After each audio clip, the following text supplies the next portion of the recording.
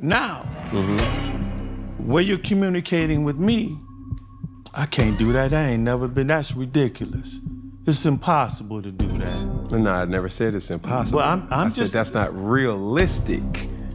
If it's not realistic, meaning it can't happen. Right, but people do it. If it's not realistic, we got him in a blender. What do you know my reality? Yeah. Tell me your reality. Okay. I have 3 baby mamas. Okay. I've been labeled a homebreaker. Why you creating broken homes? Why you ain't marrying none of these women? My fear of divorce is greater than my desire to get married. You know, having this opportunity, one of the content pieces that I did see was the thing that you did on Shannon Sharp, right? In long story short, if nobody's seeing it, it's about temptation. Can we speak about that? Yeah, for sure. One of the greatest downfall of men is what? Lust, sexual temptation. Yep. And unfortunately, we're unaware that science has shown us that lust, when you're a slave to it, it negatively impacts the prefrontal cortex, which affects our decision-making skills. So you look at David in his life, here it is, he's king. He had a concubine, right? Okay, many wives. No. Yeah, he did. 100, listen to it. No, not concubine. Concubines, I'm sorry. Okay, yeah, there plural. you go. There you go. Now, look what it did to his mind. One of his warriors. You know, where I'm from, that's a worthy offense to kill David. You know? You gonna sell out your boy for some sex? Was it Bathsheba? Yeah. And Uriah was the warrior. Because he couldn't get away with it, he had Uriah, Joab put Uriah on the front lines to get him killed. Get him killed. I say that because here it is, 2025. We still struggle with the same thing. My second brother was murdered, major drug dealer, millionaire. The easiest way to set up any man. With a chick. Easiest way to get an attractive woman. Yup. We so foolish in the mind that we led by our penis, the lust, no sexual self-control. And so when I saw Brother Shannon, and because I don't meet these brothers, I don't speak on things that I don't know. I think that's unfair to them. You know, I've seen someone do that about me. It's like, you don't even understand what I was going through with my mother. All I could speak on was just the lack of sexual self-control that we all need. I see it affect the boys that I work with, how you have good fathers, but because of the lack of sexual self-control, or even deeper, brother, it falls into a lack of self-love if we really deal on the psychological level, what makes you become a Lothario or a man who's promiscuous, that he doesn't even value his own temple, that he got to sleep with everyone else for affirmation. When I see the damage. I find it fascinating that he had this conversation with Shannon Sharp on the back of the lovely young OnlyFans model taking advantage of the situation to extract funds from him. That's the type of real life coaching and or mentoring that many of us men need. To have it done on a platform and not decades earlier when Shannon should have heard it is a different conversation. But I find it even more fascinating that he's having this conversation with Cam Newton. Let's see how he responds. That it does to his sons, and then the ill effects of that in their grades, and then how statistics show us that homes without fathers, the boys are at a greater risk of being incarcerated, and the daughters are more likely to get pregnant young, and then also reach puberty before it's time, which is now linked, scientists say, is linked to depression. And so the reason I wanted to speak on it was not to condemn Brother Shannon, was like, look, what can we learn from my brother? Yeah. You know, and we're so quick in society, as you were saying, look at the content, but not the context. This has been going on for centuries. Beginning of time. Why does it keep happening? Facts. Brother was on his way to sign, what, a $40 million contract? Yeah. For a podcast, or more than that? Yeah, okay. And we still, not him, we see a good-looking woman. Fall. That just happened to us. I want to hit that. The scriptures say a man without self-control is like a city without walls. You know, in ancient times, the walls were the protection of the city. So without self-control, your mind is impenetrable to sin, your weaknesses, your flaws. You can't even have the foresight or the wisdom to see that if I make this decision, this is going to cost me not only my wife, my family, not only my reputation, not only my business, but for most importantly for me, the scriptures say our God is blasphemed amongst the Gentiles because of us. I got too much to lose, hence why I teach men it ain't good enough just to be in love with your wife. That's gonna keep you on the path. You gotta fear the Most High. We have this concept as men, what? I'm gonna hold you accountable, bro, you hold me accountable, right? That's impossible. Unless I plan to live every second of my day with you. The only one can hold us accountable truly, truly, is the Holy Spirit, the Spirit of the Most High. What we can do is hold each other responsible. So if I need accountability when I ain't around y'all, when I ain't with my wife who's beautiful, intelligent, industrious, my right hand with our nonprofit, why would I want to ever risk that? But more so, my life is over once my actions cause his name to be blasphemed. So I tell men, the key to controlling that first is to dig deep. Why you gotta be promiscuous? Why do you feel that you gotta sleep with every woman you see? Oh. Where does that come from? And typically when you get men to really dig deep, come from a father. Look at Cam's body language. Never really getting affirmation from their dad or affection from their mother, which is the mother wound as well. Abuse, abandonment. This makes us feel good. It's the dopamine. But every time you get caught, you have a divestment of dopamine. And we're like sheep going to the slaughter. As Solomon, who else couldn't control himself, lost the kingdom over some sex, brother. And that's what I want brothers to see. But that's why I try to dig deep, because we just want to just deal with the sex piece. It's not that. It's what we don't really love ourselves, especially. This is deep. I used to just think it was just us, but it's a man thing. It's brothers of all walks of life. Wait a minute. I can't skip this no more. Cam's body, I've actually never seen this, and I've done like maybe 4 or 5 different reviews of his podcast. I've never seen his body language like this. This is like literally my body language when I'm in boxing and I take a smooth, clean liver shot, right? And I'm just like bent over, doubled over from the amount of pain that I'm experiencing. And it's almost like the masculinity that Mr. Jason Wilson is demonstrating in his words, right? Although there's some out there that are looking at this that are not religiously anchored. He obviously is, so that's where he's getting a lot of his teachings, moralities, his degree of integrity, his learnings from. But nevertheless, whatever it is that you believe in, we can all agree, and we can just look at information and data, whether you look at the most current public executions of men, is that they more often fall because of their lack of eggplant discipline. Cam Newton fall from grace or fall from power, fall from authority, fall from status, fall from financials due to lack of eggplant discipline. Cam Newton has received a lot of criticism in regards to his lack of eggplant discipline throughout his life. So I think hearing this information from a strong brother like Mr. Jason Wilson is like literally like, like a liver shot. My man Cam looked like he about to on himself. All right, let's keep going. Different shades of color. We've been conditioned to be performers. From us, as far as slavery, it's just doing what master say. Boy, get over there and have sex with Sheba. I need another slave, and you go do that. That intergenerational behavior travels down the lineage. Damn. And brothers like us with influence, if we don't say it, they don't. No, more so than say it. If we don't show it, they don't do it. They don't do it. Look at. Can we take it there? Yeah. You the one with the iPad, brother. I don't have no notes. Good response. Let's go there. I came here for you. Say less. You my guy. Let's take it down. Okay.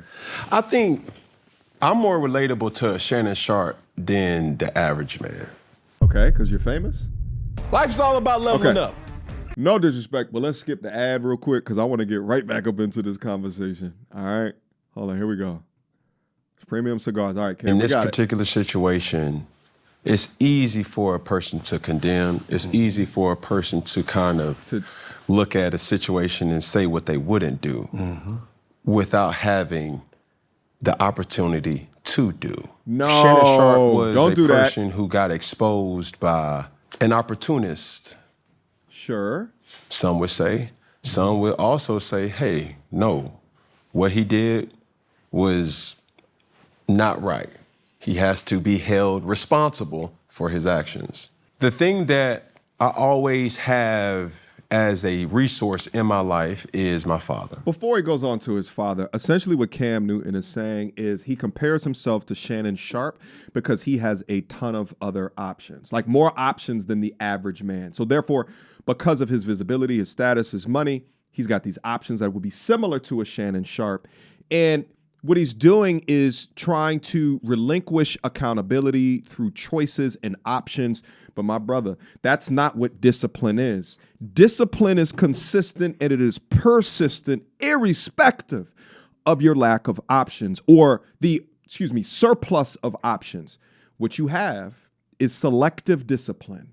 You're disciplined enough to achieve pro football, and there's a lot of luck and talent associated with that as well. But then also when it comes to lustful nature and decisions and choices that you make with that nature, your discipline is not the same. The activity or the path that Jason is trying to set you on is to understand the difference between the two. You cannot remove or obfuscate accountability when it comes to self-control unless you acknowledge that you have less control of self when it comes to that nature, that lustful nature. My father has been married for 40 plus years. He tells us that every Sunday dinner. Right? Okay. My mother only knows my father. My mother's father introduced my father to his calling as a pastor. And when we have heart-to-heart conversations about my inability to get married or settle down, the things that are kind of brushed away is like, oh, you don't have self-control. You don't have discipline. Okay. But I ask this, and I say it to you also too, Mr. Jason. When you go certain places, like people really wouldn't know who you are, respectfully. Nah, you're wrong. No, but go ahead. No, I'm just messing with you. I'm trying to make a point. Yes, sir. And the point is, when you talk or when there's discussions about how a man can fall victim, yes, it's, and let me go back, because that did not sound right. No, I appreciate it. I know where you're going. I'm not talking to you per se, but I'm talking to the average man, right? No. These are conversations that I have with my father. No. I'm saying, listen, brother, I appreciated what you said. Yeah. I apologize for interrupting. Yeah. I'm saying I understand where you're going, meaning you brothers, the temptation is greater. Am I correct? No, that is absolutely right. Okay, great. But it's one of those things that when I have these discussions with my father, a person who is the most influential person in my life, there's not things where it's like, yeah, but it's always with a but though. And going like, Cam this is the topic of wrong. Shannon Sharp, right? And I'm not saying what Shannon Sharp was good, bad, or indifferent. What I am saying is I can relate to falling victim to the lust.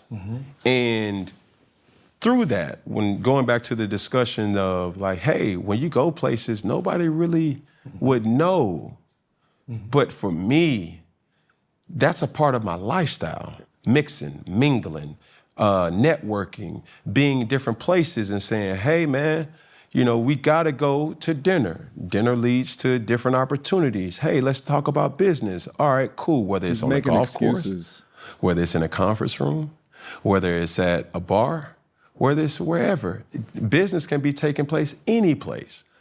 And I think the tough part is when you're actually in that situation, if you knew what you will find out, you definitely wouldn't do. But to say, hey, you don't have discipline, Yeah, that's you a just little don't like it. triggering given the circumstances that one person has been in versus another person being in. No. He just doesn't like it. Now, I get the idea that he's more visible, therefore there's more options that exist. But let's take it outside of Cam Newton. You guys remember the Coldplay shit that happened like 2 or so months ago? All right? Where they were up in the stadium and the CEO of Astronomer was caught having an affair with the chick, and both like the Astronomer CEO and the chick, right? Like she wasn't a stone cold stunner, right? So the point still remains is that irrespective if you have the status and the visibility of Cam Newton, or if you're a CEO at a company, right? Or if you are the head of a department, the same things apply. Is that if you get into a place where you have things to lose, well, now you have to change up your understanding or your accountability when it comes to your own discipline. And if you are a person that is a man that's a mover and a shaker, and you've established credibility within your name, you might find other women that want to be attached within that. But if you compromise what it is that you're doing because now you have something to lose and risk your opportunities because of your decisions that you make with that lovely young lady, well, if it ends up biting you in the ass, then you have to deal with those consequences versus the consequences of remaining disciplined, stoic, within frame, and right on the straight and narrow path. That's Mr. Jason Wilson's point. That's all I say. Okay, good. Okay, let's You see. were wrong about me going places and not being recognized. Maybe not to your level, of course. Shouldn't be as equal as that. Yeah, no, it's not. But I've been in situations in LA with my brother Matt Barnes and my good friend Vic, smooth brother as well. Women literally like, where y'all from? What you do? Brother the janitor, buff at a school. Yeah. Teachers want to holler at him. Same temptation. I've been in situations where I'm talking in rooms with women wanting a man who can actually tap into her inner being, her thoughts, that isn't just a monofaceted male or a male with just one gear. All he can do is hump on her. Right. At first, I thought he was going to lose the point because he was saying he was hanging out next to Matt Barnes. Like, of course, like Matt Barnes is as visible as Cam Newton, if not more, at this current junction, right? But then he brought it back to the janitor as an example of an average man. Then he brought it back to himself within rooms as well. And the thing is like, hey, listen, if you command a presence, you display degrees of masculinity, you about your business and your purpose, they gonna come around, irrespective of the status. Now, slightly funny story. It just popped into my head when he said Matt Barnes.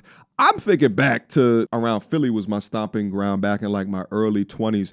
I remember going to a particular bar within the Philly area, and we get up in there and we see these group of girls, right? And it's me and my boy. We go over and we make contact with them. We talking to them, busting it up, chopping up. And these chicks was feeling us, right? Like we was in there like killers, right? We was in there doing our damn thing. And then, we get to the point of the conversation and say, so what y'all doing? Like, who y'all here with? And then one of the chicks went to me and was like, oh, we're hanging out with them over there. I said, oh, okay. And she goes, oh, that's Matt Barnes.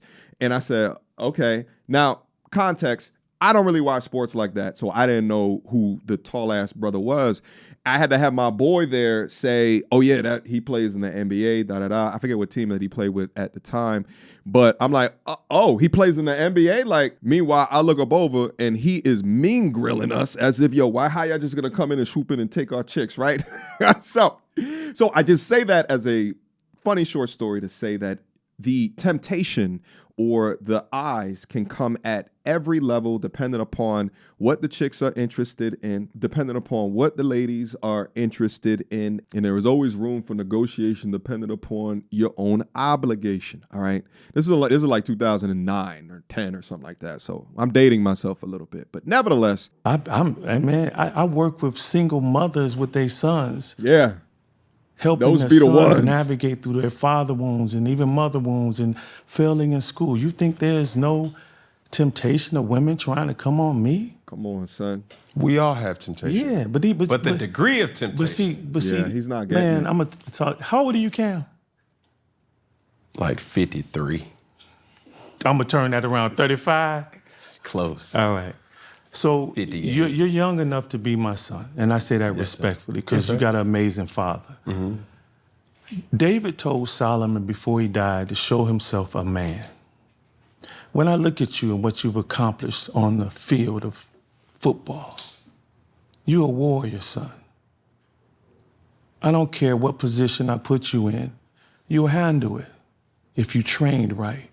The issue isn't, son, that you lack discipline. You've shown that. You're here now. You got discipline. Right. You got self-control. Look at all you've accomplished. What you lacking is the self-love piece. Oh, shit. Things have happened in your life that triggered what's happening now. The Super Bowl, for instance, which I, again, salute you for being transparent.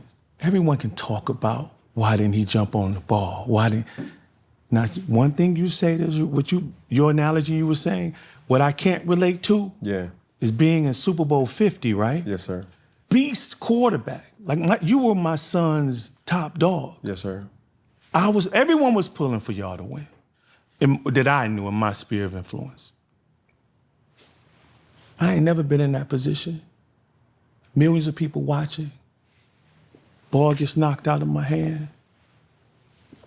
Just that moment of hesitation. Like I teach in fighting, self-defense. The guy has a knife. This moment of this will get you killed. You gotta respond. In that moment, because I watched it again, hearing the commentators like, now that's applicable. You put them in that situation, that's different. That's high pressure. But I share all of that to say, brother, every man, this is a good analogy, has the ball knocked out of their hands sometime, and we hesitate to dive on it. In life, that could be you get like for me, I use myself for example. I got my wife now, Nicole, pregnant out of wedlock, very dishonorable to her father who was a pastor. Instead of, I did hesitate. It took me over 4 years to marry this woman. I wasted so much time. We've been married 27 years. But I finally dove on the ball. What I'm saying is, son, is that situation was so heavy. I'm just watching it today. If you haven't really unpacked that, like really, He could be it getting will in other morph into areas. other areas in your life where you hesitate. Shit. I talk to a lot of men about being married. They can love the woman, desire to be with her. They always say, well, Mr. Wilson, I need to get a little more money. Mr. Wilson, I need to get this house. You know what? Maybe when I get this business going, I'll go ahead and lock that in. I said, me and my wife, we got it together. I didn't have money, a lot of money. My wife was a nurse. We put that together. That's why the scriptures say it's not good for man to be alone. The woman in Hebrew, the word helper is Azah, which also means a shield, succor, support. So many of us, when you look at what's happening in our community, we're missing that, especially when studies come out to show that over 80% of millionaires are married. What are we missing? Majority of us is fear. And then the inadequacy piece, the imposter syndrome. Now when I get married, I can't be a stoic. Oh, she's gonna find out that I'm depressed sometime. She's gonna find out that, man, I still struggle with confidence. This is why I come in and start to talk to Mr. Jason Wilson about what it is that I experience with the modern woman as it exists today. Again, he found his wife in a time period where he was raised by a pastor, was no internet, and had not dated anybody else, okay? Like, that is a very unique circumstance, right? Like, when you talk about the visibility, the comparison paradox, right? The visibility that is existing on the internet today, the internet culture and the her versus him, right? The push of feminism and dating apps and modern behavior, worldly behavior, which is different than traditional customs or culture or societal ideologies that would push to incentivize family structure, two-parent households. I could keep on going, but nevertheless, it is my defensive nature in being able to appropriately calculate what's in front of me. At the end of the day, I'm naming a bunch of societal things, but I have to be able to translate that to my one-on-one conversation with her to understand, do I see too many red flags, too many key indicators? What are the pros versus the cons? And understanding that nobody is perfect out here, not even me. I am nowhere near it. Trust me when I say that. But what I fear is that you give information to let men maybe think that their decision or indecision to pull that trigger might be wholly on something them versus, a misalignment of virtues or values between him and her. Now, he didn't point towards that, but I'm just saying I like to offer it a different perspective because modern day to today is wild. Nevertheless, let's continue. I'm really not the leader she thinks I am for her to be around me all day long. That's why I say, man, it's not the lack of discipline. Okay. It's not even self-control. Those are fruits of the seeds that have been planted. So if you don't have the right seeds and the right soil, your manifestation of the bad fruit is what we're seeing now in so many men. So many men is me. The example that you gave, self-love, as far as the Super Bowl, and I'm trying to regurgitate, the things that you kind of mentioned. I did unpack that. Excellent. I think the thing that I have an issue with is I knew and know right from wrong. I just don't always do right. What the scriptures say about that? It's the basic definition of sin. To know the right thing to do and not do it, to him that is sin. So if I'm talking to you, my son, as a young man of the Most High, you got to change that.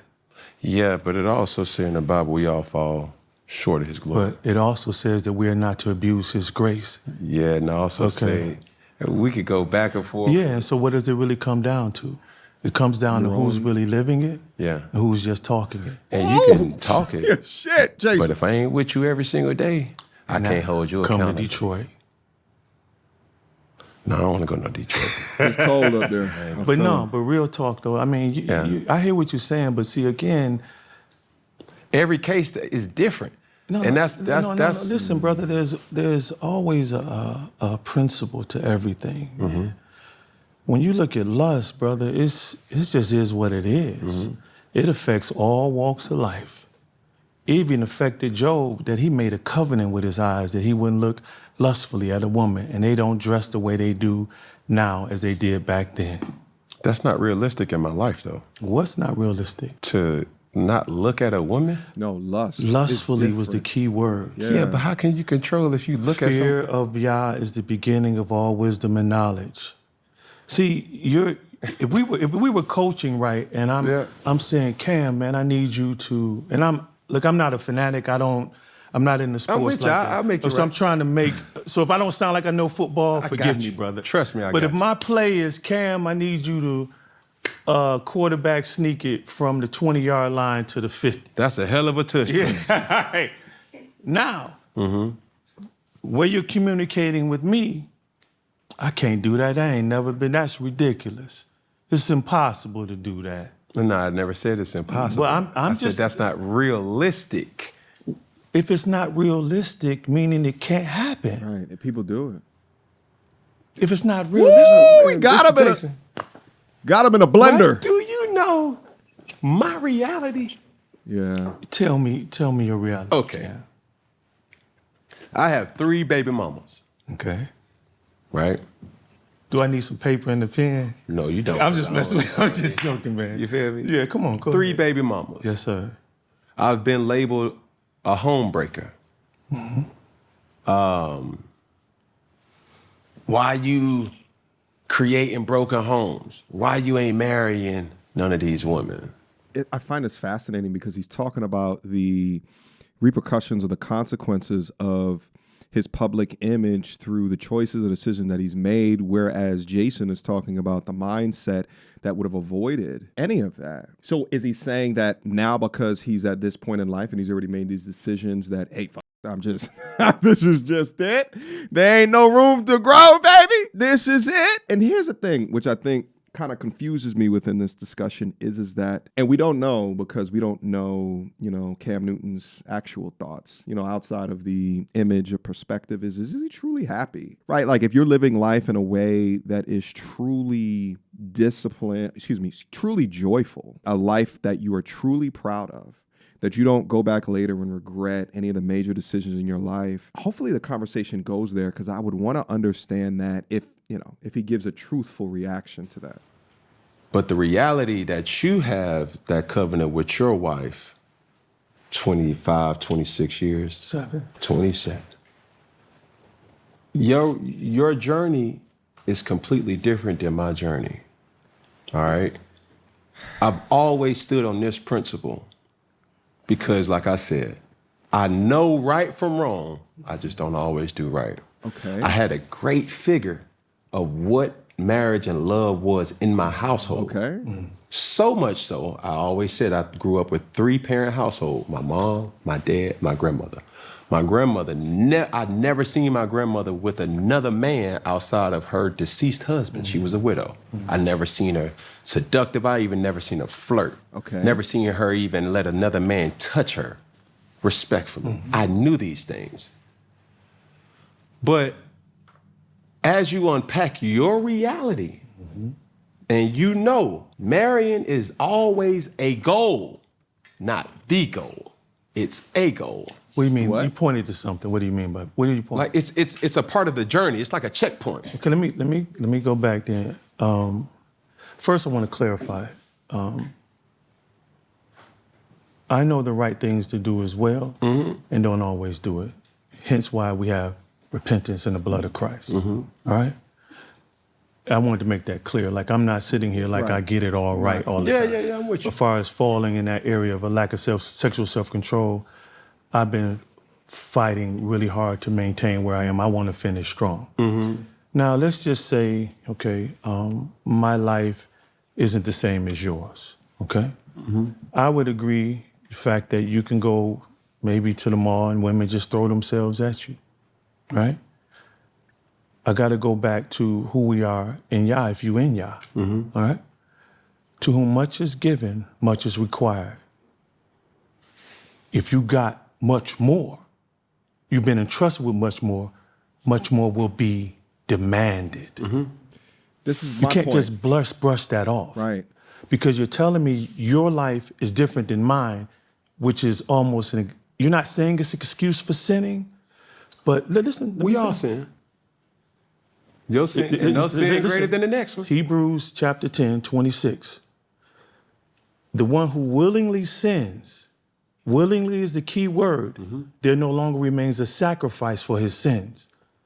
So if I go out here and kill everybody in this room and don't repent, where am I going, brother? It is written that our name could be taken out of the book of life. So I go back again. You have been given and entrusted with much. You have. To whom much is given, much more will be demanded. But I'm not- Come on. Well, Uncle Ben say, with great power comes great responsibility. That's essentially what he's saying. In a sense of, take it out of Cam Newton, let's go to Shannon Sharp. About to get signed that $40 million deal. He is, through the value that he's created throughout his life, is going to be given much more power. So there's much more responsible decisions and actions and choices that he has to make within that. And he was not appropriately, strategically calculating all of the risks within his life. I'm not saying that, and I don't want people to, especially you as we're having this conversation, I don't want people to take that as I'm better than, or it's... I'm sorry. Can I just be clear? I'm sorry. I don't want you to misconstrue what I'm saying. You just when we met before here, Yeah. you don't even give that vibe, brother. Yes, sir. All right. I didn't mean that. What I'm meaning is when you say your life is different It's than mine. different. I'm talking about the temptation. Let's Yes, stay sir. on topic. So that's what I'm saying. Yeah. Brother, it's a gift of who you are, what you've been through, and your influence. Right. Yeah, to It's demonstrate supposed it. to be used for the kingdom. Yes. Samson's strength was for the kingdom, but he laid with the wrong woman. Delilah. Yeah, and she took him out. And he prayed, Abba, give me strength one more time, and I'll crush all these Philistines. He died before his time. The scripture says, you be overly foolish, you'll die before your time. I'm familiar. Yeah, so that's all I'm saying to you is this. I agree with you. I can't sit here and say, people will recognize me, but if you walk somewhere publicly and I walk somewhere publicly, I may get to where I'm going. No, I will get to where I'm going faster than you would. Yeah. People will stop you. I think I was saying that to the individual that are not graceful with what has happened, right? Going back to the Shannon Sharp situation. Okay. Well, for me, as switching I'm topics. talking about my reality, right? Knowing right from wrong and not always choosing right, my fear of divorce is greater than my desire to get married. So give me that. Okay. He's switching topics to a degree. I think we can stop it right here. Wait, let me just see. I appreciate you saying that. Okay. You just identified one issue that's stopping you. But we know God didn't give us a spirit of fear. He gave us a spirit of power, love, and self-control. Or In him, not a human. what you mean? Like In what? in him. In him Like, what? I believe in him. To what? You just said your My fear of divorce is greater than my desire to get married. to get married. Okay. I heard. We're going to pause the conversation right here. You know, if you guys like this conversation and like to break down the commentary, maybe I'll go on and continue on going through kind of this next stage of the conversation. But it seems as though it is moved from this original topic of lust and decision makings on top of that. I thought it was really interesting, the last section as well, in it being that where great power calls for greater responsibility. And I kind of hit it from a Shannon Sharp perspective, what new responsibilities that he has to be tied to and think through as he's assessing risk around him. But I also think the subpoint, as it refers to Cam Newton, is to say, you know, the great power in the status and the influence comes the great responsibility of changing history, right? He gave the example before as, you know, the slave owners would say, mate with such and such in order to bring a new life, a new slave into this world. And then the generational jumps of, you know, what that might materialize into in modern times today. It's like he's sort of tasking Cam with the identification of what's going wrong in order to, I guess, sort of like break the cycle, or at least to show publicly what it could look like if a man is conducting himself with that degree of discipline. Woo! This was some good content, baby. I didn't think we was going to get all of this. And I love being able to go over content like this, especially content that makes me think more about my choices, my decisions, and you know, what I'm deciding to do with, you know, the couple of years on this planet that I have and that we all have. All right. So, guys, if you enjoyed this conversation, leave me a comment down below. I'll leave a link to the full podcast down up in the description box down below as well. And then let me know if you want me to continue going off in the discussion. You know, maybe we'll do it for a live stream. Just let me know down in the comment box. Let's continue to have these very important conversations. I appreciate you guys for joining me as per usual, and I'll see you soon. Until next time, YouTube. Also, let me know what you guys think about the red background, baby. Y'all bang with it? Peace.